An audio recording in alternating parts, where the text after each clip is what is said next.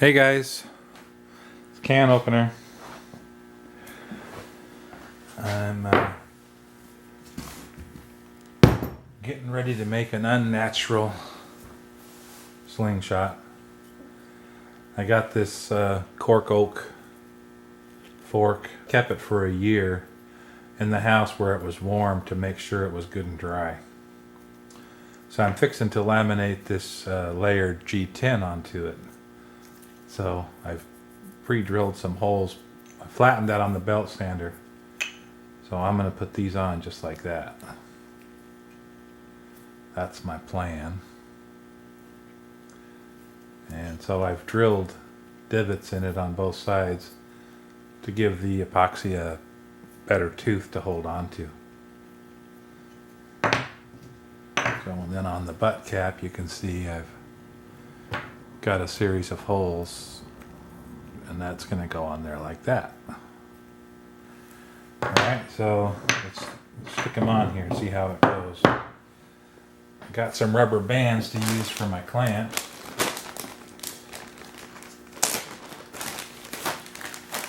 And I've already mixed up the G-Flex. So one of the awesome things about the G-Flex epoxy is we don't have to be in a hurry here, because that's going to take well, it'll stiffen up in a couple of hours, but it'll take overnight to be really cured.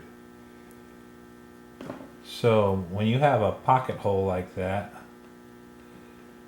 if you just put the epoxy on there like that, you probably have a big air bubble underneath it. But if you take a heat gun, there, now you see all three of those, the air gets in there, gets hot and expands and comes up, pops. Now I've got epoxy down in there where I want it. And generally speaking, heat thins epoxy. So that's one of the tricks to getting the bubbles out of your epoxy, is you can use a heat gun. Some people will take a match, but that's not enough for this situation. So now I've got the epoxy down in those holes where I want it. Try it on this with them basically doing a scraping action, trying to screed it down in there. Basically the aim is to get the divots full of epoxy and to get the air bubbles out of it. So I'll do the same thing to these two fork tips. I'm going to get those.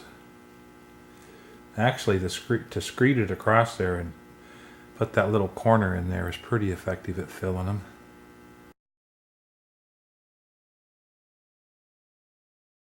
Alright, that's perfect.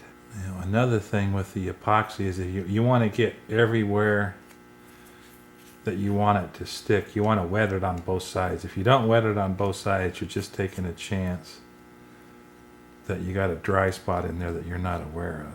Wow, that's perfect. Works almost as well just to screed it across those holes and hook it in with the corner of your spreader stick there. Anyhow, there you go. It's all the divots are full. I'm going to stick the fork tips on first because they're going to go down pretty easy. See, I've got them a little bit oversized, and how those holes are going to be in approximately the same area. Now you can pull on your rubber bands to scoot it over to where you want. So I've got those overhanging so I can flush that up, and hanging on both sides so I can round those tips. I'm going to put one more on here and put a little bit more. Okay, that looks pretty good for the fork tips. Okay, so I got a magic marker on there to show me, and you can see the lineup for those divots.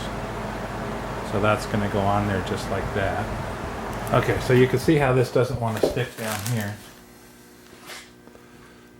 So what I'm going to do is use the rubber bands like this to hold that in place. So the farther I push these rubber bands up that way, or put another one on, as long as I'm careful and I don't tear that tape, it just pulls that butt cap on tighter and tighter. So that can just hang around. And with this Unnatural, now I'm going to use the bandsaw and cut off the excess.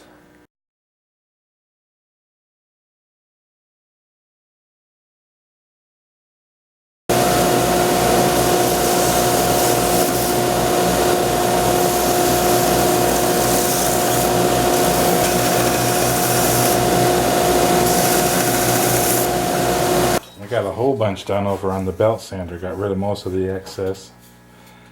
And, you know, I used the top of the belt sander to get around some of these. Now I'm going to use recycle belts off that belt sander.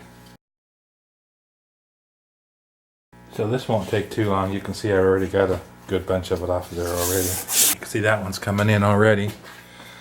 So I'm going to stop and work on it a bit and then I'll come back. Taking longer than I want. That only took 3 or 4 minutes, but I'm not that patient, so I'm going to remove some of it with this Dremel.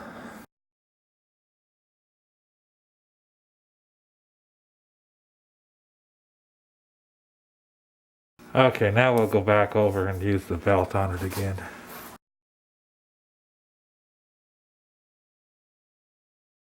Mix up this G-Flex, and then I'm going to zap it with the heat gun to thin it down a little bit. Been using this on G10 for several slingshots now, and it works excellent. Was taking the G10 before that and sanding it really fine and polishing it up, and it kind of muted the effect of the grippiness of the G10. So if you guys haven't thought about this, I got the G10 up there where my fingers are going to hit. So there's 2 lines at the top there. It's going to give me a nice grippy feel here where my fingers hit, and also if I get fork hits on this, it's going to be pretty durable. Anyhow, there's the G10 the G-Flex all mixed up.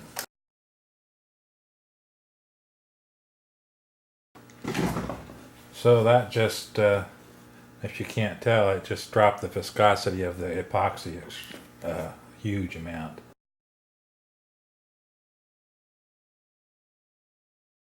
You can pretty much tell how your bark is once you start working the fork, but I figure saturating it with this epoxy is also going to help fortify the bark that I have on here. So this G-Flex it's not a brittle epoxy. Like if you want to experiment with it, if you use it, leave a little bit on the paper, and tomorrow when it's dry, fold that paper and you see that it's flexible. That's why it's called G-Flex. It has some flex to it, and it allows dissimilar materials to move a little bit, and the epoxy will flex instead of shearing off. I stretched that right to the max. So I'll just spread it on like that. I'm going to go get a clean paper towel and wipe it off. Like this side, it's real easy to, you can see that it looks pretty sharp as it is. And that was only sanded down to 320 because I didn't want this to be slick. I don't want it a shiny trophy to the gods. I want this sucker to be grippy in the hand. I feel like it's not going to slip out. So you can use compressed air, clean out. See that spraying out of there? I'm not going to work that real hard with the compressed air because I kind of want that epoxy to stay down in those crevices and hold it on tight. So when you feel really good about it, it's very rewarding. That's why I like to make stuff. I'm like, holy shit, look at that. That is sweet. And it'll take it 24 hours to be hard. So tomorrow it'll be done. So I'll wait and see what it looks like tomorrow. All right, see you guys.